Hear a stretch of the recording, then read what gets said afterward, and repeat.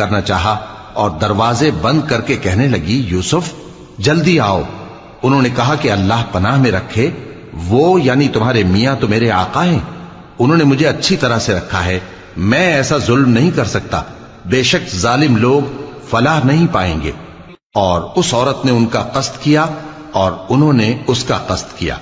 اگر وہ اپنے پروردگار کی نشانی نہ دیکھتے تو جو ہوتا سو ہوتا۔ یوں اس لیے کیا گیا کہ ہم ان سے برائی اور بے حیائی کو روک دیں، بے شک وہ ہمارے چنے ہوئے بندوں میں سے تھے۔ اور دونوں دروازے کی طرف بھاگے، آگے یوسف پیچھے زلیخا،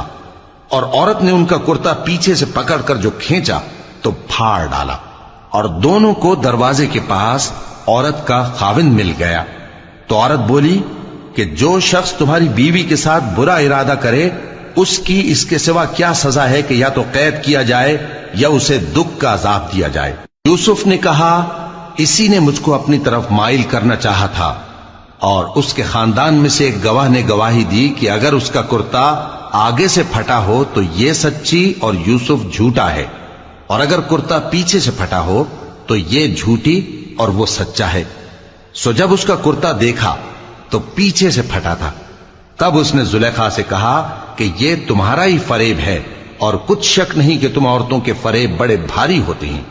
یوسف اس بات کا خیال نہ کر، اور زلیخا تو اپنے گناہ کی بخشش مانگ، بے شک خطا تیری ہی ہے۔ اور شہر میں عورتیں گفتگویں کرنے لگیں کہ عزیز کی بیوی اپنے غلام کو اپنی طرف مائل کرنا چاہتی ہے اور اس کی محبت اس کے دل میں گھر کر گئی ہے،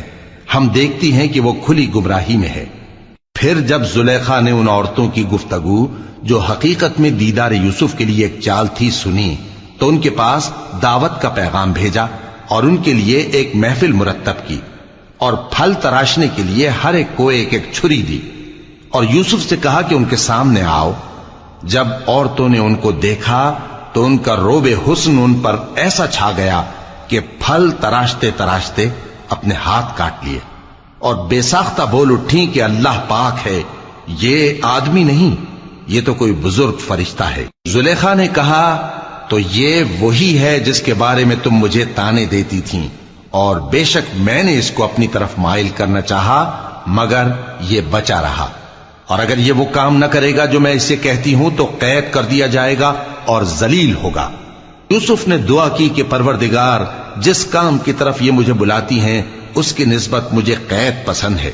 اور اگر تو مجھ سے ان کے فریب کو نہ ہٹائے گا تو میں ان کی طرف مائل ہو جاؤں گا اور نادانوں میں سے ہو جاؤں گا۔ پس ان کے رب نے ان کی دعا قبول کر لی اور ان سے عورتوں کا داؤں ٹال دیا، بے شک وہی تو سننے والا ہے، جاننے والا ہے۔ پھر باوجود اس کے کہ وہ لوگ ان کی بے گناہی کے نشان دیکھ چکے تھے، ان کی رائے یہی ٹھہری کہ کچھ عرصے کے لیے ان کو قید ہی کر دیں، اور ان کے ساتھ دو اور جوان بھی داخل زندہ ہوئے۔ ایک نے ان میں سے کہا کہ میں نے خواب دیکھا ہے، دیکھتا کیا ہوں کہ شراب کے لیے انگور نچوڑ رہا ہوں۔ دوسرے نے کہا کہ میں نے بھی خواب دیکھا ہے، میں یہ دیکھتا ہوں کہ اپنے سر پر روٹیاں اٹھائے ہوئے ہوں اور پرندے ان میں سے کھا رہے ہیں، تو ہمیں ان کی تعبیر بتا دیجئے کہ ہم تمہیں نیکوکار دیکھتے ہیں۔ یوسف نے کہا کہ جو کھانا تم کو ملنے والا ہے وہ آنے نہیں پائے گا کہ میں اس سے پہلے تم کو اس کی تعبیر بتا دوں گا۔ یہ ان باتوں میں سے ہے جو میرے پروردگار نے مجھے سکھائی ہیں۔ جو لوگ اللہ پر ایمان نہیں لاتے اور آخرت کا انکار کرتے ہیں، میں نے ان کا مذہب چھوڑ دیا ہے، اور میں اپنے باپ دادا ابراہیم اور اسحاق اور یعقوب کے مذہب پر چلتا ہوں۔ ہمیں شایع نہیں ہے کہ کسی چیز کو اللہ کے ساتھ شریک بنائیں، یہ اللہ کا فضل ہے ہم پر بھی اور لوگوں پر بھی، لیکن اکثر لوگ شکر نہیں کرتے۔ اے میرے قید خانے کے رفیقو، بھلا کئی جدا جدا آقا اچھے یا اللہ جو اکیلا ہے سب پر غالب ہے؟ جن چیزوں کی تم اللہ کے سوا پرستش کرتے ہو وہ صرف نام ہی نام ہیں جو تم نے اور تمہارے باپ دادا نے رکھ لیے ہیں، اللہ نے ان کی کوئی سند نازل نہیں کی۔ سن رکھو کہ اللہ کے سوا کسی کی حکومت نہیں ہے، اس نے ارشاد فرمایا ہے کہ اس کے سوا کسی کی عبادت نہ کرو، یہی سیدھا دین ہے، لیکن اکثر لوگ نہیں جانتے۔ اے میرے قید خانے کے رفیقو،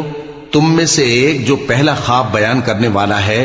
وہ تو اپنے آقا کو شراب پلایا کرے گا، اور جو دوسرا ہے وہ سولی دیا جائے گا،